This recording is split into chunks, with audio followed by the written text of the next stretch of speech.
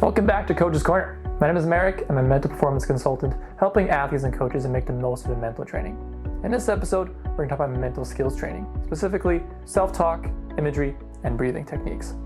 Under pressure, we don't rise to the occasion. We fall to our level of training.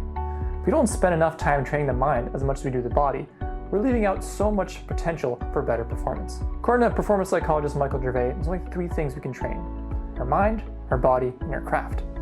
As athletes, we tend to be really good at training the physical and technical stuff, but we often neglect the mental side. So let's talk about a few mental skills you can start to implement into your own training routine in addition to the physical and technical training. Confidence comes from one fundamental place: the way you speak to yourself. Self-talk is such an effective way to build optimism and confidence for your performance. If your default mind tends to be negative, such as, I suck, I'm not as good as them, I'll never reach that potential, then you're not really focusing on the right things.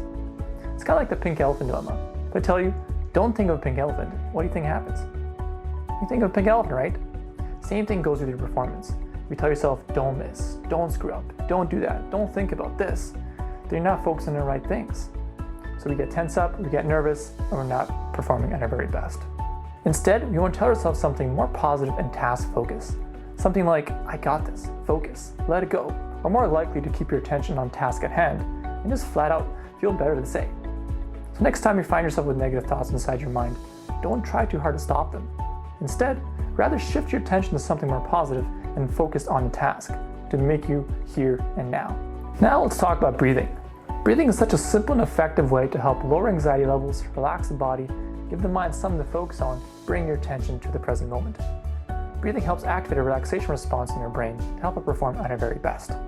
A couple of general rules of thumb: breathing in from the nose is important, breathing out through the mouth, breathing from the belly, and not from the chest. So it kind of looks like this. When done correctly, it can really impact your performance. So now let's talk about a technique called box breathing. So box breathing is pretty simple. It goes something like this. So you breathe in for a count of 4. 1, 2, 3, 4. Hold for a count of 4. 1, 2, 3, 4. Breathe out for a count of 4. 1, 2, 3, 4. And you hold for 4. 1, 2, 3, 4. So basically making a box with your breathing. Here's an example of an athlete going through a biofeedback device. So in this first part here, this athlete was going through a mildly stressful game on an iPad. And you can see their heart rate's kind of rising, going up, and they're kind of stressed out. In the second part, I got this athlete to just focus on their breath, not focus on the outcome whatsoever, just focus on their breathing. As you can see, heart rate keeps going down lower and lower, and they're able to perform a lot better. Now let's talk about imagery or visualization. Imagery is the practice of seeing things in your own mind's eye. It can be helpful in learning new skills, enhancing motivation and confidence. And the reason it works is the same pathways and neurons in our brain are activated when we see ourselves doing something as if we're actually doing it for real. So we'll never replace physical training, but when we add an imagery practice to our physical or technical training, we're adding a lot more benefit to our training. Couple rules of thumb here: your imagery should involve all the senses and not just your eyes. So what sounds, feeling, or physical sensations can you add to your imagery? The more realistic the imagery is, the more the brain will believe it. You have a competition coming up this weekend. Where are you playing? What jersey are you going to be wearing?